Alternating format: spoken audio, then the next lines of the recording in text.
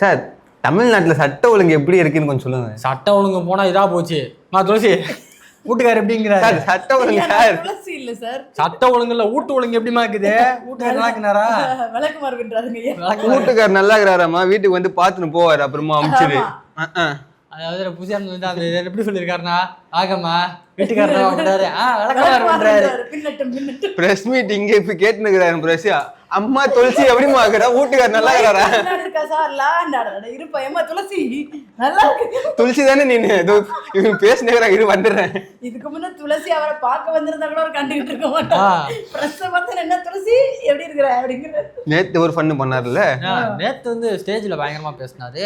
எனக்கு போட்டுக்கிற ஓட்டு யாரும் எனக்கான ஓட்டு கிடையாது, தலூர் கோசம் போட்டு ஓட்டு, எனக்கோசம் யாரும் ஓட்டு போடல. அவனுக்கு தெரிஞ்சா சரிதான். அப்போ அவருக்கு தெரியும். அதாவது அமைச்சர் அவர்களே, உங்களுக்கு போட்ட ஓட்டு மட்டும் கிடையாது, 234 தொகுதியில 232 தொகுதியில போட்ட ஓட்டு எல்லாமே உங்க தலைவர் கோசம் போட்டதுதான். ஏன்னா அவங்க கிட்ட போய் வேட்பாளர் யாரு, இப்ப அமைச்சரா யாரு இருக்கான்னு கேட்டா யாருக்கும் எதுவுமே தெரியாது. இதுல சாதியை ஒழிச்சிட்டாராம், மதத்தை ஒழிச்சிட்டாராம். நம்மகிட்டே சொன்னாங்கல்ல, விஜய் அண்ணாக்காக தான் ஓட்டு போட்டோம், ஆமா வேட்பாளர் யாருங்களா எங்களுக்கு தெரியாது எங்க கிட்டே சொன்னாங்க. ஆமா, நாங்களே வாழும் உதாரணம் அதுக்கு. ஜாதி பத்தி ஜாதி தெரியாது. மயிலாப்பூர்ல வெங்கட்ரமணன் ஐயர், ஸ்ரீரங்கத்துல ரமேஷ் ஐயங்கார், அருமை ஜாதி தெரியாது. நம்ம அண்ணன் பெரம்பூர்லயும் திருச்சியில நிக்கிறதுக்கு காரணம் வந்து அண்ணன் ஸ்டைல்லே சொல்லணும்னா அது நாங்க சொல்லணும் அவசியம் இல்ல, உங்களுக்கே தெரியும்.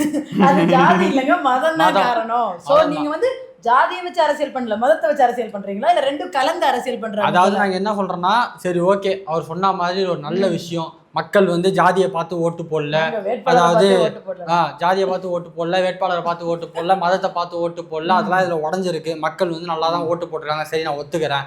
அப்படி ஜாதி பார்த்து ஓட்டு போடாத மக்கள் நீங்க பெருமையா பேசுறவங்க, அப்ப ஜாதி பார்த்து தான் ஓட்டு போடுவாங்கன்னு நினைச்சுதான் நீங்க வந்து ஜாதி பார்த்து தொகுதியில நிறுத்துனீங்களா?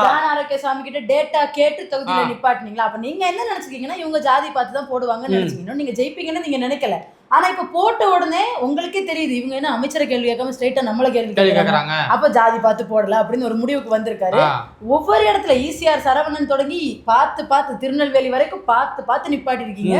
கேட்டா எங்க ஜாதியை உடைச்சிட்டோம் நாங்க. ஆனா ஆட்சிக்கு ஏறணும்னா 8 தலித் அமைச்சர்கள்னு அவங்க ஜாதியை மட்டும் கரெக்டா பார்த்து தெரிஞ்சுக்கிட்டீங்க. கரெக்டா சமூக நீதித்துறை கொடுத்துருக்காங்க. அறநிலையத்துறைக்கு ரமேஷ கரெக்டா கொடுப்பாங்க. வெளில வந்து கேட்டா ஜாதி பார்க்க மாட்டோம், மதம் பார்க்க மாட்டோம், எதுவுமே நாங்க பார்க்க மாட்டோம், அரசியலே பார்க்க மாட்டோம் அப்படி பேசுவீங்க. இருந்தாலும் அவர் முதல் சேவகன். ஆமா முதல் சேவகன். என்ன சேவகன் என்ன சேவை பண்ணாருங்கிறது மட்டும் தான் எனக்கு தெரியல. எனக்கு தெரியும். என்ன தெரியும்?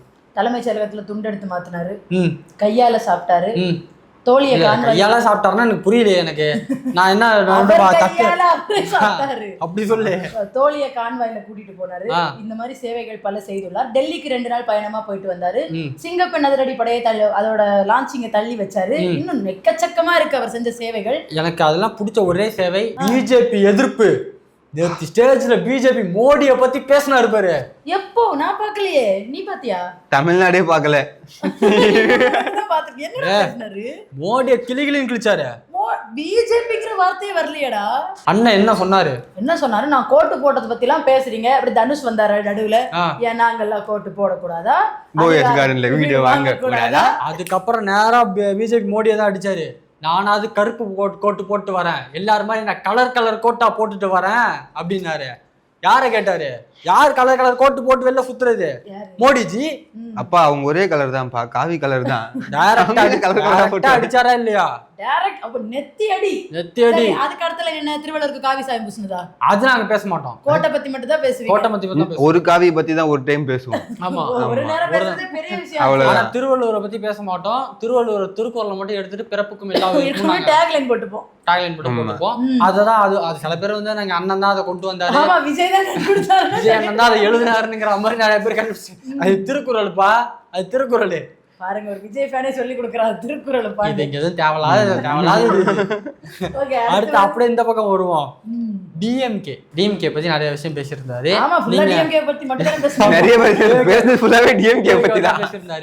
அதாவது நான் ஒரே ஒரு விஷயம் தான் கேட்கறேன். அவர் என்ன சொன்னாருன்னா, என்ன தற்குறின்னு சொல்றீங்க அப்படின்னு சொல்லிட்டு, அப்புறம் என்ன உங்களுக்கு ஓட்டு போட்டா நல்லவங்க, எனக்கு ஓட்டு போட்டா அதே மக்கள் தற்குறியா அப்படின்னு சொல்லி கேக்குறீங்க. நியாயமான கேள்வி சார். மக்களை யாரும் அந்த மாதிரி சொல்லக்கூடாது. கரெக்டா கேட்டீங்க சார். யாரும் சொல்லல, இவரே உருவாக்குனாரு. ஓகே இருக்கட்டும். ஆனா மக்களை வந்து அந்த மாதிரி சொல்லக்கூடாது. ஏன்னா எல்லா மக்களும் எல்லாருக்கும் ஓட்டு போடுறாங்க. ஏன் முதல் சேவகன்னு கண்டினியூ பண்ணு. ஓகேவா? அப்ப நான் ஒரு கேள்வி கேட்கறேன் சார். நீங்க வந்து இந்த மாதிரிலாம் பேசுறவங்க வாயில வந்துரும் அப்படின்னீங்களே, யார சார் சொன்னீங்க? ஒரு முதல்வர் பேசுற பேச்சு அது மக்களை யார சார் சொன்னீங்க? அவங்க மட்டும் என்ன வேற கிரகத்துல இருந்து குதிச்சு வந்தாங்களா? ஆமா, ஓட்டு போடாததுனால அவங்கள பத்தி உங்களுக்கு வாயில வந்துருமா? ஒரு உங்களை எதிர்த்து கேள்வி கேக்குறவங்க வேற கிரகத்துல இருந்து கேக்குறாங்களா? இல்ல நம்ம மக்கள் இல்லையா சார்? நம்மளும் தற்கூரி நம்மளும் சொல்லியிருக்கோம். ஆமா, அப்ப நான் எங்க சொன்னீங்களா? அப்ப அவர் நம்மளும் சொன்னாரா? நான் ஒரு கேள்வி மட்டும் கேட்டுக்கிறேன் இப்போதைக்கு. வாயில வந்துரும் ரொம்ப நாகரிகமான ஒரு வார்த்தை. ஏன்னா யூடியூப்ல ஒரு வீடியோ பேசுறோம், நாங்களே யோசிச்சு இந்த வார்த்தையை பயன்படுத்தலாமா, இந்த வார்த்தையை பயன்படுத்தலாமா, தப்பா போயிருமா, தப்பே கன்வே ஆயிருமா 1000 வாட்டி யோசிக்கிறோம். ஒரு முதலமைச்சராகி முதல் ஸ்பீச் மேடையில் நின்றுட்டு நல்லா வாயில வந்துரும்னு தெருவில் சண்டை போடுறவங்க மாதிரி பேசுறீங்களா? இது என்ன நியாயம் சார்? நீங்க இப்போ வந்து ஒரு சிஎம் ஆயிட்டீங்க சார். நீங்க வந்து ஒரு வேட்பாளர் கிடையாது சார், நீங்க ஒரு சிஎம் ஆயிட்டீங்க. வேட்பாளர் அப்படி பேசுறதே தப்பு. ஒரு கட்சி தலைவர் மனநிலையில இன்னும் இருக்கீங்களே. நீங்க வந்து ஒரு சிஎம் ஆயிட்டீங்க. உங்களோட முதல் ஸ்பீச் உங்களை வந்து யங்ஸ்டர்ஸை தாண்டி குழந்தைகள் நிறைய பேர் உங்களை ஃபாலோ பண்றாங்க சார். இது எலெக்ஷன் ஸ்பீச்ப்பா, இப்படிதான் இருக்கும்.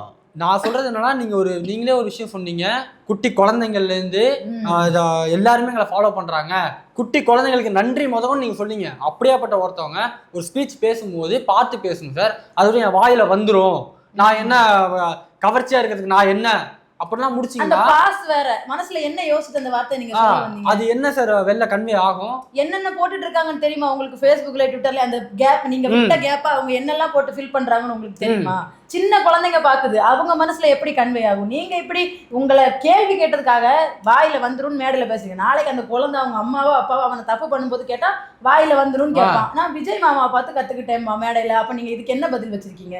எவ்வளவு மோசமான ஒரு வார்த்தை. இது வரைக்கும் எந்த தலைவர்களும், எடப்பாடியார் எவ்வளவு தரந்தாழ்ந்துல விமர்சிச்சிருக்காரு, ஆனாலும் வாயில வந்துரும் நான் என்னன்னு கேப் விடுறது இதெல்லாம் அவர் பண்ணதே கிடையாது.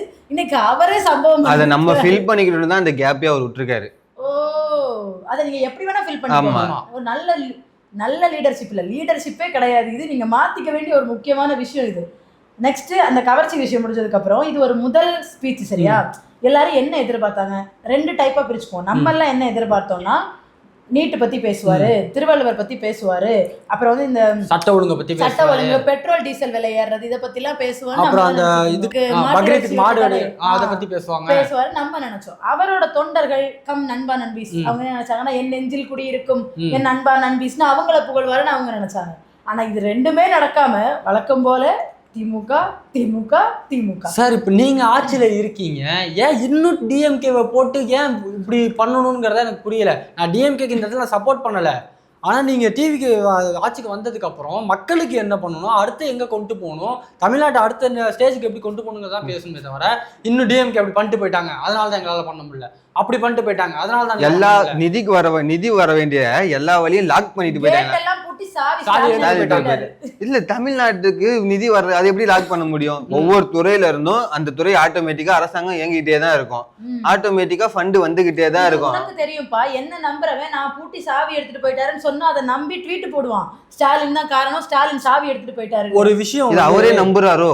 ஆமா அவரே நம்புறாரு. அதான் ஒரு விஷயம் வந்து அடிக்கடி சொல்லுவாங்க என்னன்னா, ஒரு விஷயம் வந்து அது பொய்யா இருந்தாலும் அதை அடிக்கடி சொல்லிக்கிட்டு இருந்தா அதை வந்து மனசு ஏத்துக்கும். அந்த விஷயத்த கோவத்தோடையும் வேகத்தோடையும் சவுண்டா சொன்னோம்னா, உண்மையை விட பொய்ய சவுண்டா சொன்னோம்னா அது உண்மையாயிடும் அப்படின்னு ஒரு விஷயம் சொல்லுவாங்கல்ல, அததான் அந்த சைக்காலஜி அவர் ஃபாலோ பண்றாரு. இன்னொன்னு இந்த விஷயம் இவரோட தொண்டர்கள் வந்து ரொம்ப கண்மூடித்தனமா இவரை ஃபாலோ பண்றாங்கல்ல, அவங்க எல்லாம் இவர் சும்மா சொன்னாலே நம்பிடுவாங்க.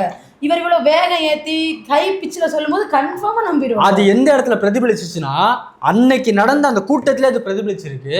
இவர் உள்ள வந்து 5000 பேருக்கு தான் வந்து அனுமதி கொடுத்துருக்காங்க. ஓகேவா? வெளியில நிக்கிற ஒரு 2000 பேர் வெளில நின்றுப்பாங்கன்னு எனக்கு கரெக்டா தெரியல, ஒரு 2000 பேர் வெளில நின்றுப்பாங்க. அவங்க வந்து நான் வந்து உறுப்பினர், நான் வந்து ஒரு பதவியில இருக்கேன், என்ன நீங்க உள்ள விட மாட்டீங்க அப்படின்னு சொல்லி ஒரு ஸ்டேட்மெண்ட் வச்சு அங்க இருக்க போலீஸ் கிட்ட பிரச்சனை பண்றாங்க. அந்த போலீஸ் சொல்றாங்க, பா உள்ள விட முடியாதுப்பா, ஏற்கனவே 5000 பேர் கிட்ட உள்ள இருக்காங்க. அது வேற, அது பதில் சொல்ல முடியாது, கேள்வி கேட்பாங்கிறது வேற. நான் உள்ள விட முடியாதுப்பா, எனக்கு உள்ள போனா திருப்பி கூட்ட நெரிசல் ஆயிடும், வேற ஏதாவது இஷ்யூ ஆயிடும்ப்பா, ஏற்கனவே நடந்த மாதிரி ஏதாவது இஷ்யூ ஆயிடும், உள்ள விட முடியாதுன்னு சொல்றாங்க.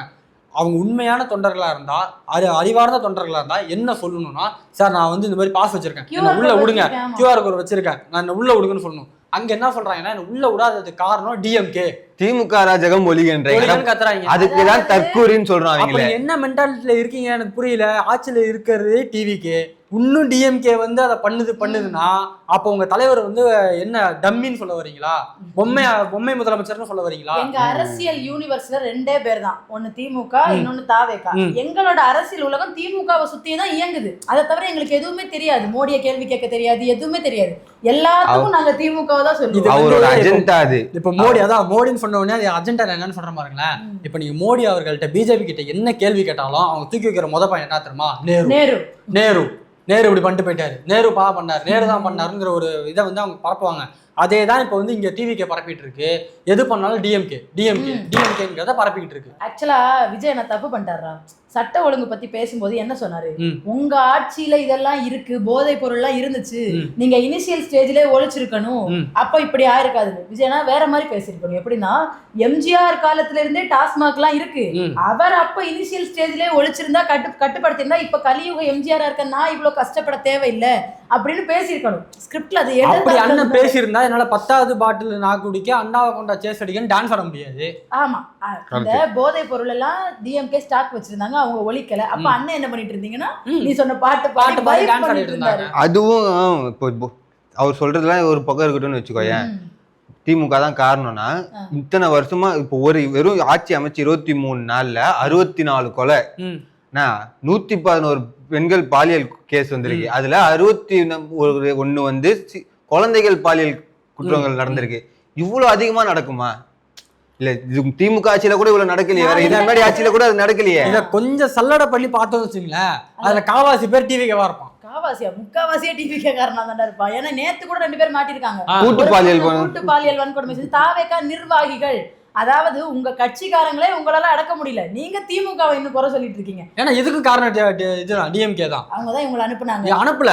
டிஎம்கே வந்து டிவிகே காரங்களை பார்த்து அவங்க வந்து பொறுப்பா அவங்களை வந்து இது பண்ணி வச்சுட்டு போல, பக்குவப்படுத்தி வச்சுட்டு போல. துரேந்திரா அனுப்பிச்சு விட்டுருக்காங்க. நீங்க யாரும் அரசியல் படுத்த மாட்டீங்க, அந்த வேலையும் திமுக சேர்த்து பார்க்கணும். சென்னையில ஒருத்த வந்து போதைப் பொருள் வித்திருக்கான், அவனை கம்ப்ளைண்ட் பண்ணதுக்கு இந்த போலீஸ்ட மாட்டி ஊரியான்னு சொல்லி அவனை அடிச்சே கொண்டு இருக்கானுங்க.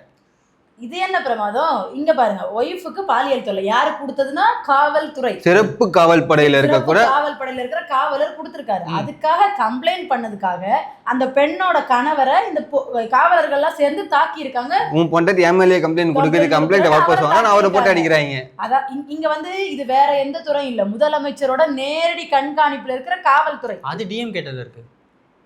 எதுதான் உங்ககிட்ட இருக்கு? காவல்துறை டிஎம் கேட்ட இருக்குப்பா. அப்ப எதுவும் அப்படியே 500-5000 பேருக்கு மட்டும் பர்மிஷன் கொடுத்தாங்க. அதாவது முதலமைச்சரோட நேரடி கட்டுப்பாட்டில் இருக்க காவல்துறையை இப்ப வரைக்கும் ஸ்டாலின் தான் கண்ட்ரோல்ல வச்சிருக்காரு. இன்னும் இல்ல, தெளிவா சொல்றேன். இபி வந்து கண்ட்ரோல் யார் கண்ட்ரோல்ல இருக்கு? டிவிக்கு அமைச்சர் கண்ட்ரோல்ல இருக்கு. ஆனா வேலை பாக்குறவங்க எல்லாம் டிஎம்கே. ஓகேவா? நீர்வளத்துறை டைரக்டா அமைச்சர் கண்ட்ரோல்ல இருக்கு. ஆனா வேலை பாக்குறவங்க எல்லாம் யார்ட்ட இருக்காங்க? டிஎம்கே இருக்காங்க. போலீஸ் நேரடி முதலமைச்சர் கண்ட்ரோல்ல இருக்கு. ஆனா அங்க வேலை பாக்குறவங்க யார்ட்ட இருக்காங்க? ஸ்டாலின் கண்ட்ரோல்ல இருக்காங்க. ஆமா, அப்ப இவங்க என்ன பண்ணிட்டு இருக்காங்க? டம்மியா உட்கார்ந்து மிச்சர் சாப்பிட்டுட்டு இருக்காங்க. அப்படி சொல்லக்கூடாது. எந்தெந்த துறையில எல்லாம் பிரச்சனை இருக்கோ அதெல்லாம் டிஎம்கே கண்ட்ரோல். எங்கெல்லாம் பிரச்சனை இல்லையோ அந்த துறையெல்லாம் இப்ப இருக்க கவர்மெண்ட். அப்ப எல்லா துறையும் தான் சொல்லணும். கல்வித்துறை நல்லா இருக்குல்லப்பா, கல்வியில் சிறந்த தமிழ்நாடு இல்லையா? நம்ம ஆங்கரிங் பண்ணிட்டு இருக்காரு. 2 நாள்ல பள்ளிக்கூடம் தெரியல, ஆங்கரிங் 2 நாள்ல பள்ளிக்கூடம் திறக்க போது அதுக்கு என்னென்ன ப்ரொசீஜர் இல்ல, இங்கேயும் நான் தான் ஆங்கரிங் பண்ணுவேன்னு வந்து நிக்கிறாரு. யாருக்கும் விட்டு தர மாட்டேன் அப்படின்ட்டு அவர் பண்ணிட்டு இருக்காரு. இன்னும் என்னென்ன கூத்து நடக்கும் அப்புறம் தெரியல. திருப்பரங்குன்றம் ஆவணப்படத்தை நம்ம நிறைய இடத்துல போன ஆட்சியில வந்து திருமாவளவன் கம்யூனிஸ்ட் தலைவர்கள் எல்லாம் வச்சு நம்ம திரையரங்கில திரையிட்டோம். அப்போ நல்லாதான் இருந்தது. இந்த ஆட்சிக்கு வந்தோடனே மேலிட உத்தரவு, முக்தாரை எப்படி கைது நள்ளிரவுல குடும்பத்தோட கைது பண்ணாங்கல்ல, அப்போ சொன்னாங்க மேலிட உத்தரவு. அந்த மேலிடம் யாரு? ஆர்எஸ்எஸ் வாதியா இல்ல திருப்பரங்குன்றம் எம்எல்ஏவா இல்ல யார் கண்ட்ரோல்ல வராங்கன்னு தெரியல. அவங்க அந்த மேலிடம் யாருன்னு தெரியல. ஒரு ஆவணப்படம், அதுல கூட எந்த பிரச்சனையும் இல்ல, அவங்க அதுல அரசியலும் பேசல, எதுவும் இல்ல. இதுதான் வரலாறு, இதை திரிச்சு இங்க மத கலவரம் உண்டாக்க மத நல்லிணக்கத்தை சொல்ற ஒரு ஆவணப்படம். அதை பார்த்து இவ்வளவு தூரம் பயந்து போற அளவுக்கு அதுல என்ன இருக்கு? அதோட திரையிடல அதிகாரப்பூர்வமா தடை செய்யற அளவுக்கு இருக்கு சிறுபான்மையினர் நலன். நீங்க அவங்களோட குரல் வலையை நசுக்கிறீங்க, அவங்க குரலை ஒடுக்குறீங்க. இதை கேட்டா போய் ரமலானுக்கு கஞ்சி குடிச்சிட்டு வந்தா நான் வந்து சிறுபான்மையினரின் பாதுகாவலர் முட்டி போட்டு நடந்து போவோம், ரமலானுக்கு கஞ்சி கொடுப்போம்.